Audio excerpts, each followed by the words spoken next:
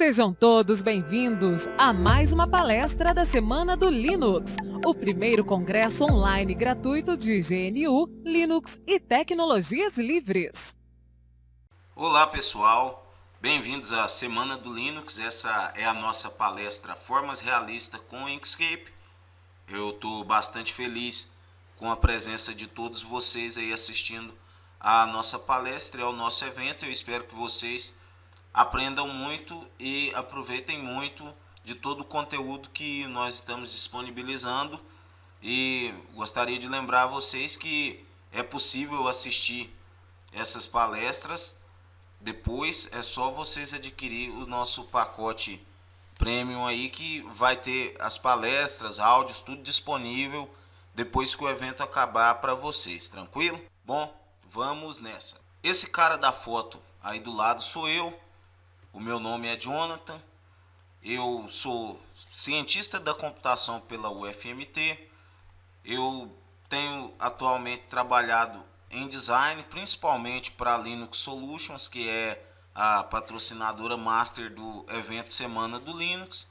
Tenho feito bastante peças publicitárias, e-mail marketing, ad para Facebook, esse tipo de coisa a gente está trabalhando bastante. E o mais legal, estamos trabalhando exclusivamente com software livre para a produção dessas peças gráficas. Eu sou especialista em Linux com uma prática particular em Slackware. Eu gosto bastante do Slackware Linux e uso ele desde a versão 10.11 e é realmente uma versão maravilhosa. E de lá para cá eu tenho usado bastante Slackware e é uma satisfação muito grande, né, ver a distribuição crescendo e poder bater no peito e falar, é a distribuição mais antiga em atividade. Eu adoro Slackware e recomendo para todo mundo que queira aprender Linux de verdade. E uma novidade aí, ó, eu vou estar gravando um curso de Slackware para a escola Linux aí, não tem data ainda definida para lançar esse curso, mas nós vamos estar lançando esse curso, beleza, galera? Eu trabalho com suporte, trabalhei grande tempo com suporte em automação comercial. É aquela coisa mesmo de atender o usuário, falar para o cara, clica nesse botão, aperta um look, esse tipo de coisa. E é uma área muito interessante porque você pode desenvolver manuais, desenvolver metodologias e desenvolve bastante a sua habilidade de comunicação com as pessoas. Trabalhei um bom tempo em suporte e gosto muito disso. Como hobby, eu pratico tiro esportivo. Eu sou muito bom no tiro, gente, a propósito. Eu acerto umas coisas bem pequenas mesmo, mas eu estou melhorando cada dia mais. E eu sou lutador de Muay Thai e de MMA também, profissional a propósito. Sou campeão paulista de Muay Thai, sou campeão mato-grossense de Muay Thai. E esse ano de 2015 vou estar indo para o Campeonato Brasileiro de Muay Thai pela Confederação Brasileira de Muay Thai Tradicional. Sou lutador profissional de MMA, tenho algumas vitórias e tenho derrotas também, infelizmente. Mas tudo é aprendizado, pessoal. E olha só, para provar o que eu estou falando, tá aí do lado uma foto da minha espingarda, dos meus alvos de treino. Aqui do outro lado tem uma foto eu lutando com um atleta da cidade de Goiânia, no estado de Goiás. E essa foi uma luta particularmente muito dura. Olha o meu olho inchado aí e tudo. Beleza, pessoal? Brincadeiras à parte, vamos seguir em frente na nossa palestra. Quando a gente fala em Inkscape, a gente necessariamente precisa falar o que é software livre. Precisa falar o que é software livre porque as pessoas precisam entender a complexidade que é um software e o tempo que você leva para desenvolvê-lo e os custos envolvidos. E o software livre aborda essa dinâmica do desenvolvimento de software de uma maneira muito especial. Então nós vamos falar um pouco sobre software livre, vamos passar a definição e o que de fato é uma imagem vetorial, que é o tipo de imagem que o Inkscape trabalha com ela. E vamos falar sobre o Inkscape propriamente dito, trabalhando nas formas. Então vamos nessa. Bom, o que é software livre? Software livre, ele te dá 4 liberdades. Se ele não te der essas 4 liberdades, ele não pode ser considerado um software livre. Talvez ele possa ser considerado um software grátis, talvez ele possa ser considerado um software de código aberto, mas não necessariamente é um software livre. Isso porque um software, para ser considerado livre, precisa ter essas 4 liberdades que está sendo mostrado aqui no slide. Ele precisa ser livre para executar para qualquer propósito, ele precisa ser livre para estudar o programa e modificar o mesmo, e para isso você precisa necessariamente ter acesso ao código-fonte do programa. Você precisa ter a liberdade de redistribuir cópias do programa, cobrando ou não, inclusive, por esse serviço. Não é uma restrição financeira, é uma restrição sobre distribuição. Você precisa poder redistribuir esse código, essa cópia do programa. E você também precisa ter a liberdade de aperfeiçoar e compartilhar os aperfeiçoamentos.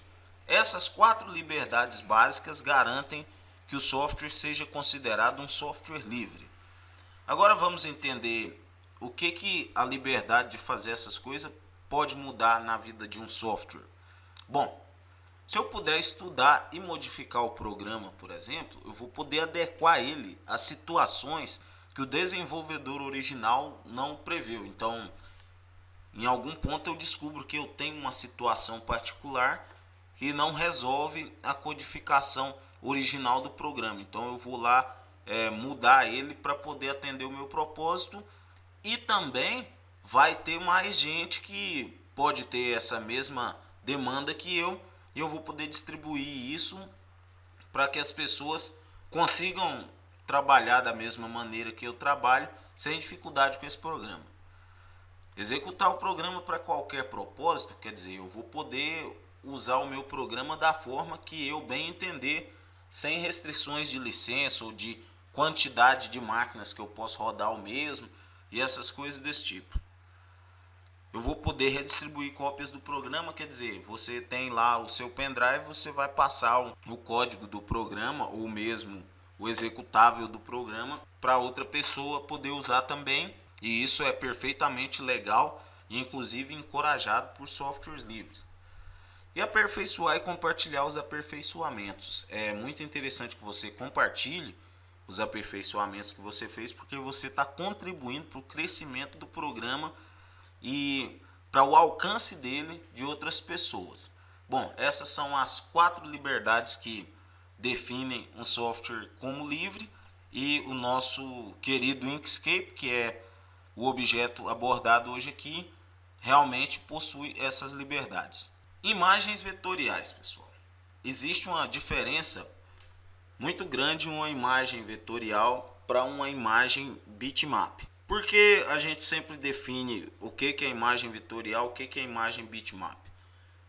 Porque é importante a pessoa saber a diferença entre os programas que fazem isso, a classe de programas que pertence. Os programas vetoriais, eles lidam com imagem gerada com base em cálculo, quer dizer, não existe uma matriz fixa da imagem. Eu tenho uma reta, eu posso simplesmente pegar nessa reta e continuar prolongando ele, que ele vai criar mais pixels dentro da minha matriz, que vai ser uma matriz dinâmica, ela vai continuar crescendo indefinidamente ou até onde eu quiser. Então quer dizer que eu poderia escalar, por exemplo, dar um zoom em uma imagem vetorial indefinidamente e ela nunca perderia resolução. Você já deve ter tido a experiência de dar zoom em uma imagem JPEG, por exemplo, ou um PNG, e em algum ponto ele começar a ficar quadradinho e você observar os pixels acontecendo ali. Isso é porque ele é um mapa fixo de bits, né?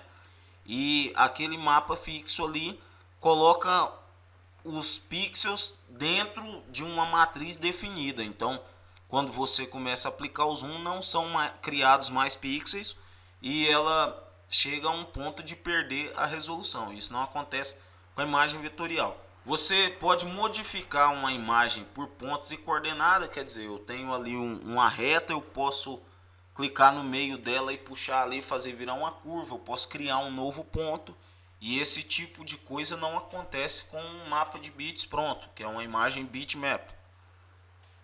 e a flexibilidade na criação. Quer dizer, a criação acontece no vetorial.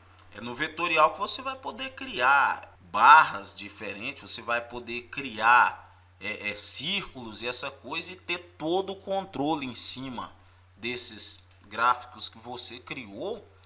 É lá no vetorial, gente.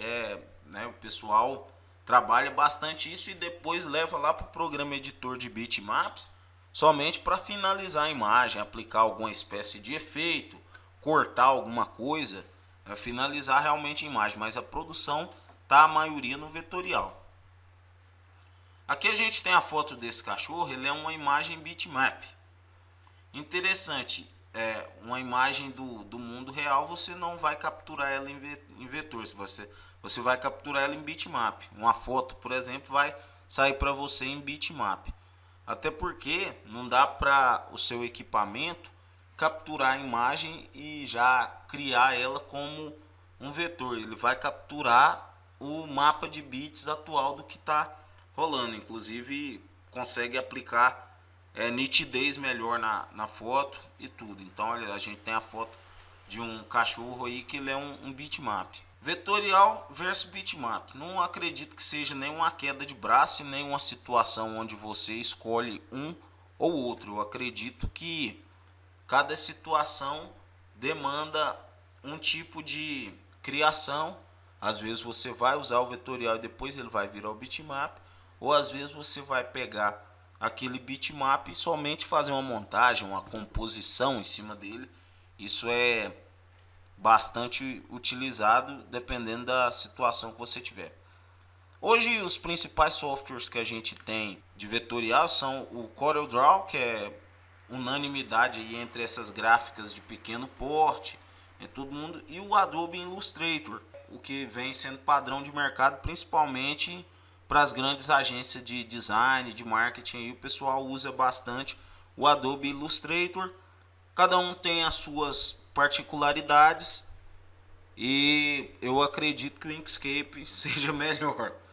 É mais leve, é mais rápido e é grátis, ou digamos livre, né?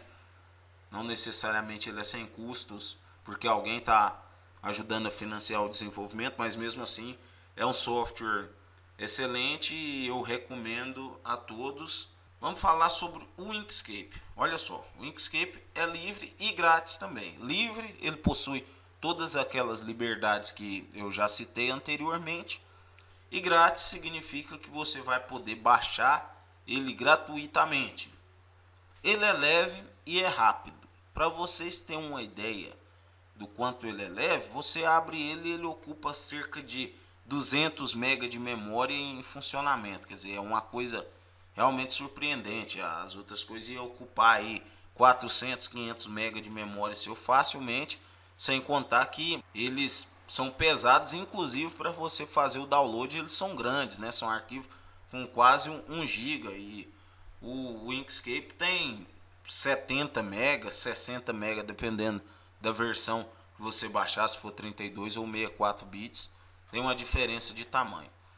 O arquivo final do Inkscape é um SVG, que é um padrão de gráfico escalável, né? Um vetor escalável. Ele pode ser aberto por todos os aplicativos que suportam o padrão SVG, inclusive pelo seu browser de internet. Você pode estar abrindo um arquivo SVG nele, então é uma maravilha. Na verdade, as pessoas deveriam, né, os produtores de tecnologia deveriam começar a trabalhar o SVG em vez de seus formatos proprietários que atrapalham, né, o desenvolvimento da tecnologia de gráficos vetoriais. Fácil acesso, você pode entrar no site lá e baixar ele tranquilamente, né? Não vai ter problema, não vai ficar procurando crack, pegando vírus na sua máquina, se você estiver usando Windows nem nada. O Inkscape realmente é muito, muito bom. E a comunidade de usuários do Inkscape é uma maravilha. O pessoal te dá a dica que você precisa, te ajuda a esclarecer alguma dúvida que você tem. Tem vários tutoriais ensinando como fazer alguma coisa ou dando um exemplo de como fazer, e você vai desenvolver o seu trabalho e a sua criatividade a partir do conhecimento que você obteve nesse tutorial. Aqui a gente tem uma xícara, olha só, ela é muito parecida com a xícara de verdade. Na verdade, isso é um exemplo clássico do poder do Inkscape.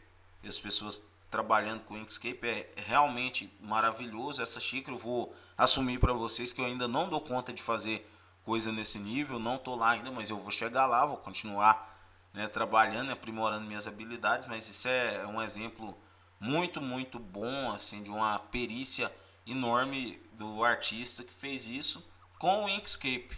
Aqui a gente tem outras coisas desenvolvidas com o Inkscape. Olha só que legal, a gente tem aqui um copo de uísque, a gente tem do outro lado aqui um cartoon do Flash desenvolvido exclusivamente com o Inkscape, e são coisas maravilhosas. O artista foi muito bom fazendo isso, né?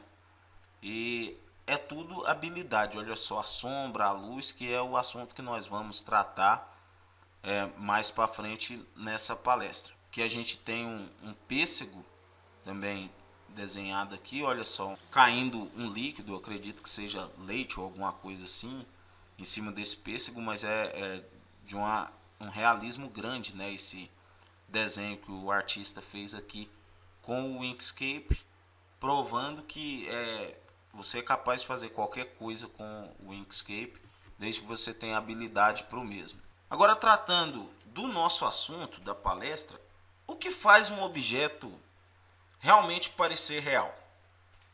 Quer dizer, quando você olha um objeto na rua, o que faz ele parecer real? O que faz um objeto parecer real num desenho que você viu? Bom, é a luz. A luz incidente sobre o objeto faz ele lembrar os objetos que a gente vê na realidade, né? Sempre que você olha um objeto, tem que ter alguma luz incidente em cima dele. Você vai entender que ele é um objeto. Do contrário, ele ia estar completamente escuro e você não ia estar vendo ele. E a sombra?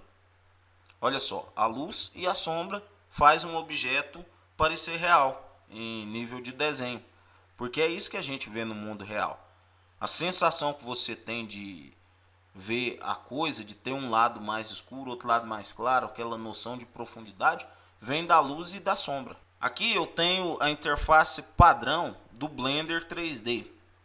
O Blender é um software livre também, pertence à mesma classe que o Inkscape de softwares, e ele gera objetos 3D para você poder manipular, para você criar objetos 3D no Blender. Por que eu estou mostrando o Blender aqui? Porque a gente consegue muito efeito que se assemelha ao 3D, né? No caso, a forma realista, sem de fato precisar ter um software 3D, que em sua maioria são mais complicados de lidar, são softwares bem mais difíceis de trabalhar, leva mais tempo de aprender, e também são mais difíceis de você conseguir controlar a cor e tudo. Você tem que estar criando texturas em outros lugares. Então, se você puder evitar de usar o 3D, é mais fácil a sua produção e mais barata, inclusive, né?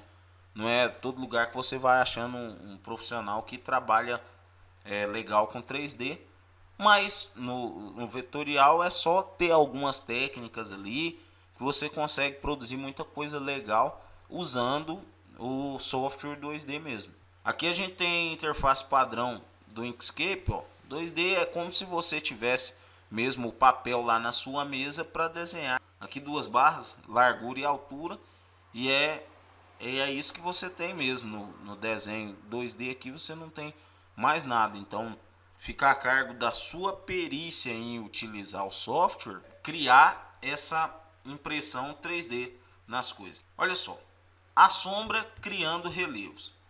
Olhem bem, esse iPhone foi eu que desenhei a propósito, tá? Depois eu vou mostrar ele mais desmembrado para vocês. A sombra criando relevos. Se você olhar esse iPhone agora, ele parece mesmo um desenho, é um desenho, né, no papel.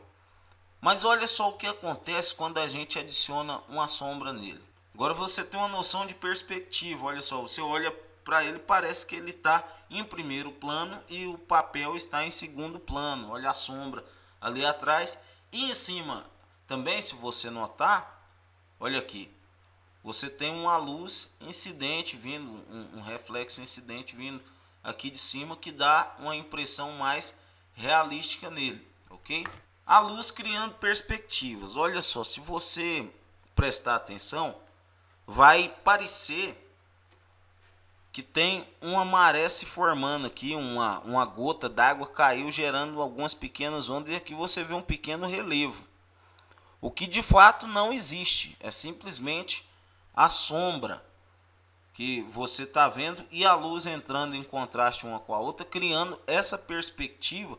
Você está olhando, você está observando que tem um relevo ali, quando de fato não tem, mas é o efeito que você aplicou ali, a técnica que você aplicou de luz e sombra, que está trazendo esse efeito, essa impressão visual que a pessoa está tendo. As inclinações e os ângulos, gente, é uma das coisas mais importantes na hora de você criar uma forma realista.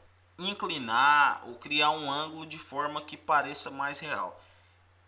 Essa imagem que vocês estão vendo é parte Inkscape, parte GIMP.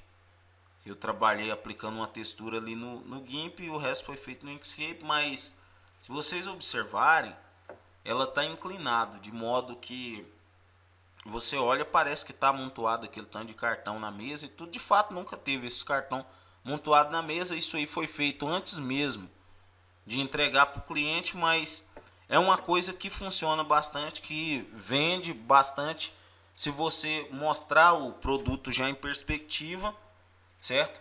Em vez de mostrar simplesmente aquela imagem deitada, seca, da arte finalizada, você mostra nesse formato, que convence muito mais o seu cliente sobre como o produto vai estar. Ele tem uma sensação maior de que o produto está pronto, de que é daquele jeito que vai ficar, e você tem um poder maior de convencimento em cima disso aí. Olha só outra situação onde a luz, a sombra e as inclinações estão sendo trabalhadas.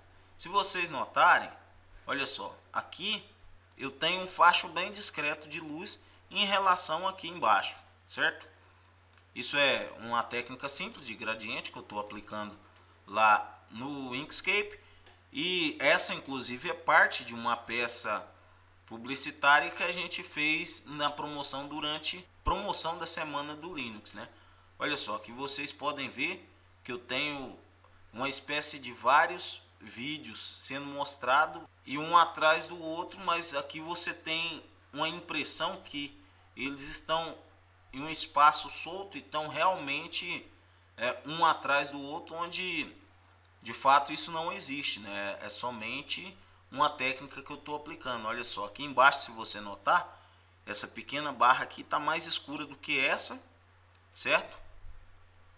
E aqui em cima está mais claro, é onde incide a luz.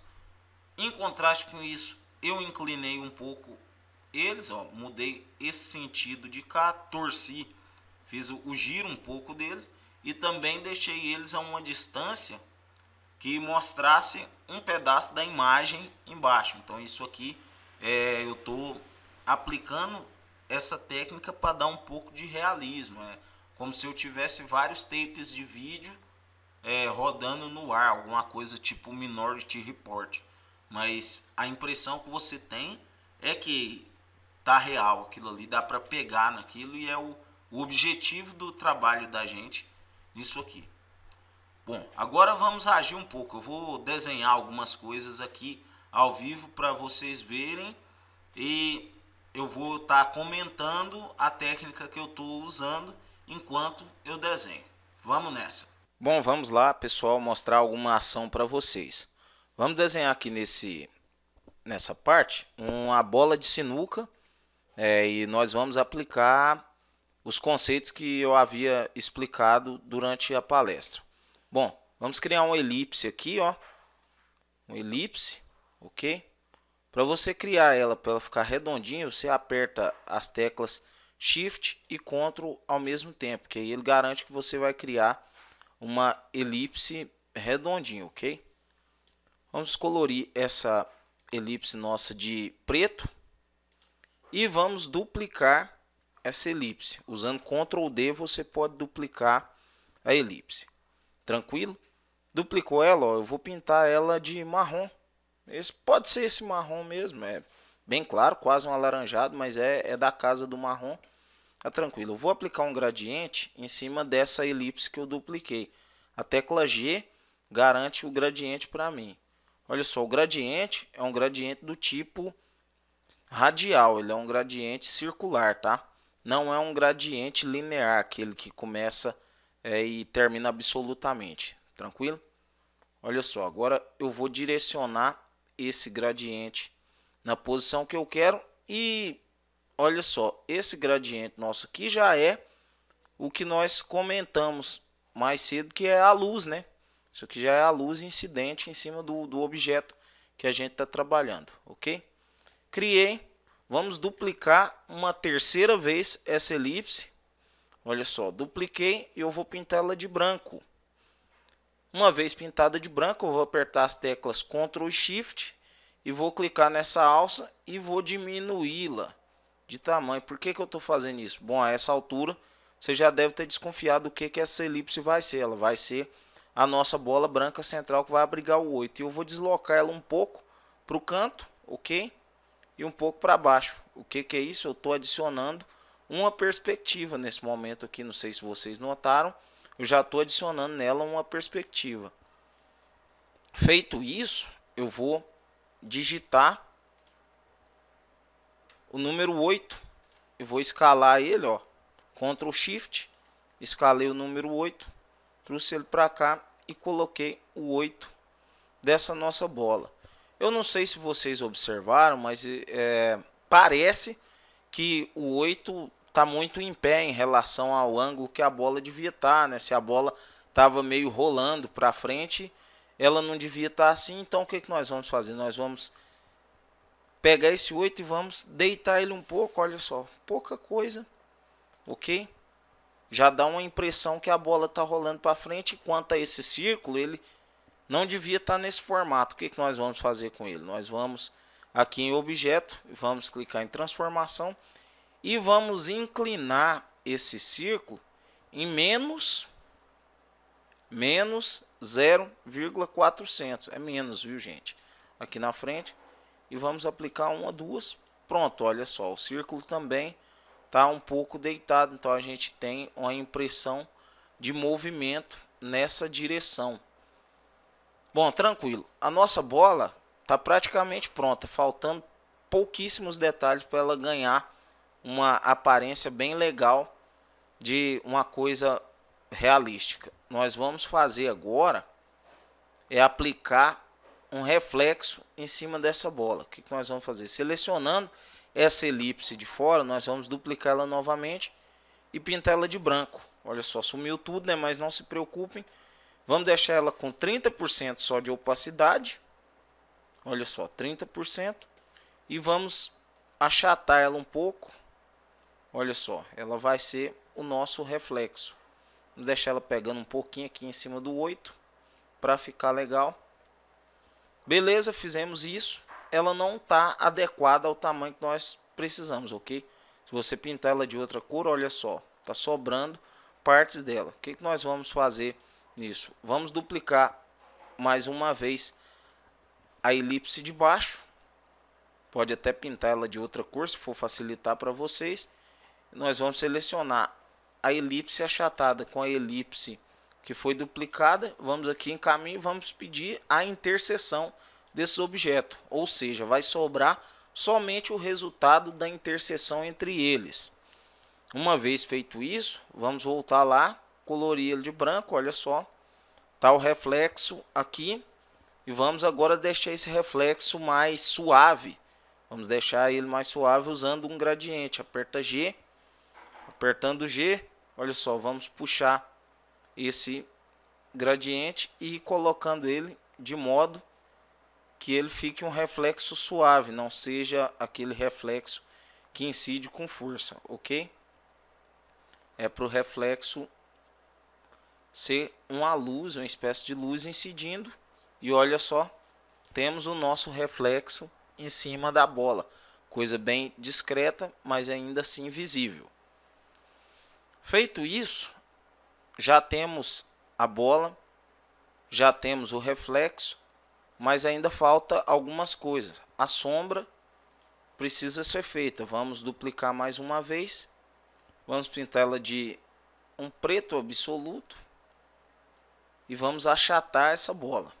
Olha, achatamos e agora é só enviar para trás. Enviamos para trás, temos já de fato uma sombra. Olha só, temos uma sombra, mas o que está acontecendo com essa nossa sombra? Ela está se misturando com o nosso objeto. O que nós podemos fazer? Deixar ela um pouco mais clara.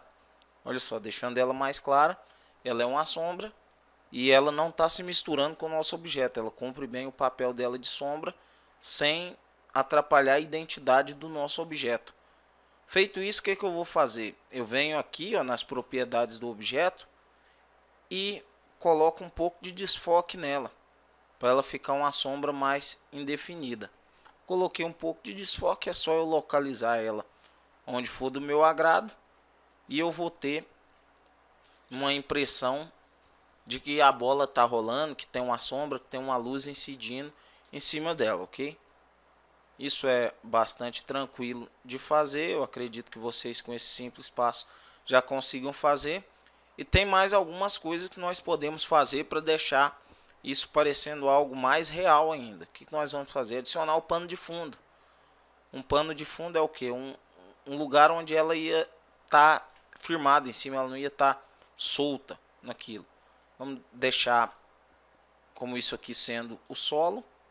Esse pequeno quadrado que eu criei aqui, esse retângulo na verdade que eu criei, vamos duplicar ele uma vez mais e essa parte de cima aqui será o nosso horizonte, ok?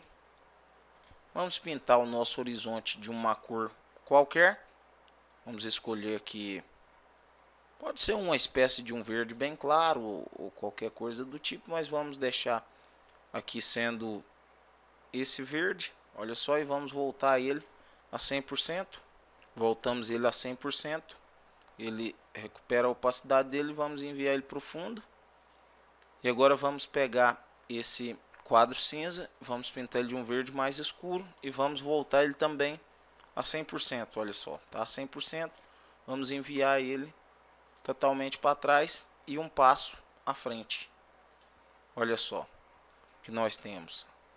Fica um pouco estranho, sim, é porque falta algumas definições. Primeiro vamos descer ele mais um pouco e agora nós vamos adicionar uma pequena curva nele que vai dar a impressão de profundidade. Primeiro nós temos de converter essa forma em caminho. Eu vou escolher aqui a minha ferramenta de editar nós e olha só o que eu estou fazendo, adicionei uma pequena curva. O que essa pequena curva vai fazer por nós? Ela vai dar uma impressão de profundidade. Vamos deixar esse verde um pouco mais claro, vai ser melhor para o que a gente quer, ok? E vamos deixar esse verde aqui também de um outro tom. Isso, tá ótimo. Pega o G novamente e vamos deixar as partes dele transparente, olha, sem preenchimento. E olha só o que nós temos. Começando o nosso gradiente a ser definido. Agora é só direcionarmos a luz da maneira que nos agrada. Como a nossa luz estava vindo de cá, olha só o que nós vamos fazer. Vamos deixar essa luz vindo aqui de cima.